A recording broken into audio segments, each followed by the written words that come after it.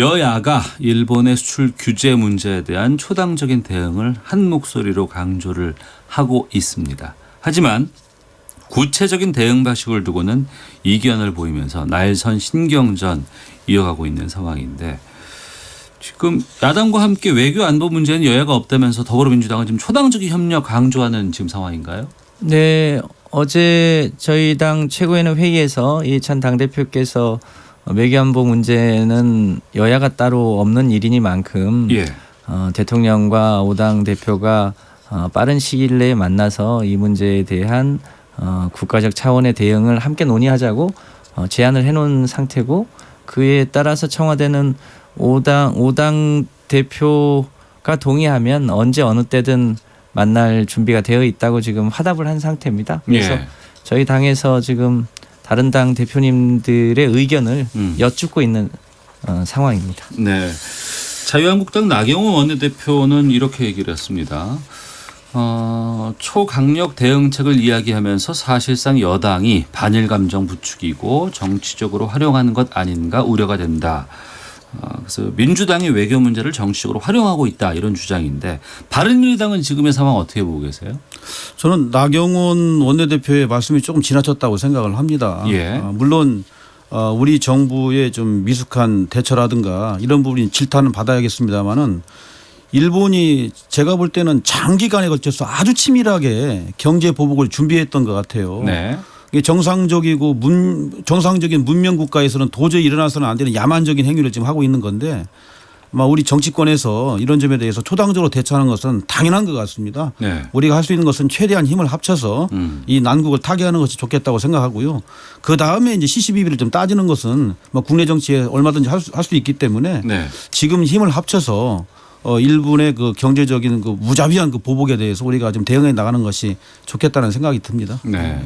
이에 대해서는 정부에서의 대처가 있을 것 같고, 국회 차원의 대처가 또 있을 것 같고요. 또 각 당마다 또 준비하는 게 있고, 민간에서 또 여러 가지 다양한 활동들을 하고 있는데, 민주당에서는 일본 경제 보복 대책 특별위원회를 가동하기로 했다고요?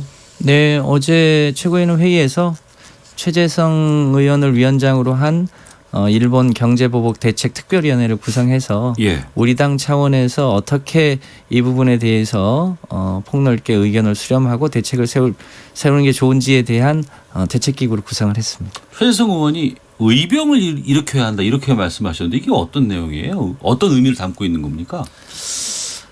이게 굳이 비교하자면 임진왜란이나 을사늑약에 준하는 수준의 소위 일본의 일종의 경제 침략 행위라고 보여지는 측면이 없지 않습니다. 네. 아시겠지만 이게 이제 발단이 된 게 강제징용 피해자에 대한 배상을 하라고 대법원에서 판결 내린 것에 대해서 일본은 이미 65년에 청구권 협정으로 다 한 거 아니냐라고 했습니다만, 일본 내에서도 그거와는 별건이라고 하는 게 있고, 또 최근에 중국이 똑같은 사례와 관련해서 일본에 배상 청구한 것에 대해서는 일본에서 그것을 배상을 해줬단 말이죠.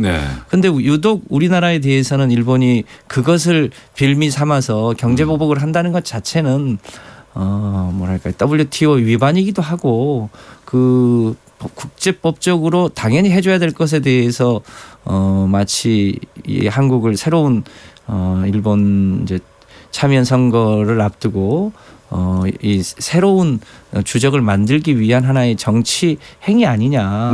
이런 부분에 대해서 정부는 물론 신중하게 대응을 해야 되지만 정당까지 신중하는 게 맞냐.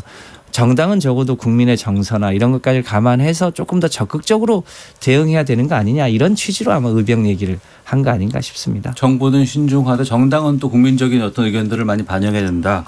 임재훈 의원께서는요? 지난 7일 최재성 의원이 이제 일부 언론에 이렇게 이야기를 했어요. 제가 한번 읽어드리겠습니다. 청와대가 방어만 하다가 피해 액수나 계산하고 말 일이 아니다. 언론도 피해 상황만 부각해서는 안 된다. 피해만 걱정하다 지금까지 나온 해결책이 무엇이냐며 운명을 걸고 해결해야 된다라고 이야기를 했어요.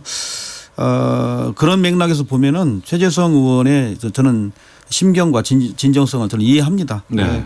뭐 정치인들이 소위 그 주판알만 튕길 때가 아닌 것 같고요. 우리의 보다 실질적이고 강력한 대응이 필요하다는 취지로 저는 해석을 하기에 이제 평가를 하지 않을 수 없고요. 차제 이제 우리 바른미래당은 뭐 오신환 대표의 주도로 우리 의원님들이 거의 이제 당론화했는데 좀 깁니다만은 읽어드리겠습니다. 예. 일본의 대한국 반도체 소재 수출 통제 보복 조치에 대한 조속한 철회 및 사과 촉구 결의안을 당 차원에서 발의를 했어요. 저희 당도 앞장서서 일본의 그 경제 보복 조치에 대해서 대응하고 강력하게 함께 하겠다는 것을 말씀을 드립니다. 네. 국회 차원에 그러면 뭐 결의안 채택이라든가 방일단 파견, 항의의 무슨 이런 파견 같은 것들 이런 것들이 좀 준비되고 있나요? 네, 지금 국회의장과 여야 3당이 모여서 조속한 시일 내에 의원 방일단을 추진하기로 했지 않습니까? 예. 그리고 국회 차원에서도 이것에 대한 결의안을 이번 회기 중에 채택하기로 했고요. 그래서 여야 가릴 것 없이 이 부분에 관한 한 아직 뭐 최종 내용까지 합의한 것은 아닌데 네. 의원들도 보다 적극적인 외교적 노력 또 이참에 우리가 소위 이 소재 부품과 반도체 장비 분야에서 그 특히 핵심 기술력이 매우 일본에 의존적이라고 하는 사실을 새삼스럽게 확인한 거 아닙니까? 네. 그런 이제 핵심 소재 부품 산업을 국산화하기 위한 여러 가지 다각적 노력 이런 것을 해야 되기 때문에 그런 차원에서 여야가 합심해서 한다면 이런 위기가 또 대한민국이 한 차원 제조업 분야에서 상속 발전하는데 도움이 되지 않을까 그렇게 생각을 합니다. 네.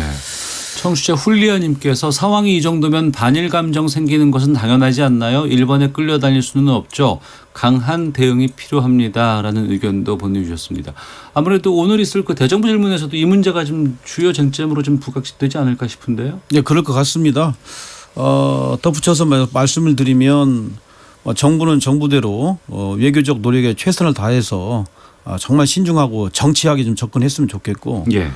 기업은 기업대로 좀 전에 김성환 의원께서 말씀하신 대로 이제 신소재 개발이라든가 기술 개발이라든가 그래서 기술 자립을 저는 해야 된다고 저는 봅니다. 이런 부분들도 기업이 과감하게 투자를 해서 지금이 시작을 하게 되면 늦지 않다고 봅니다. 그렇기 때문에 그런 것도 있고 그다음에 정치권에서는 아까 말씀드린 대로 한 목소리를 내야 돼요. 이런 경우에는 정말 총력 정치적인 목소리를 내서 뭐 일본이 더 이상 경제 보복을 단행하지 않도록 계속하지 않도록 하는 것이 좋겠고 오늘 그런 점에서 여야 의원님들의 뭐 대정부 질문에서 똑같은 목소리, 동일한 목소리, 국민적 여망과 바람을 담아내는 목소리가 나오지 않을까 기대하고 있습니다.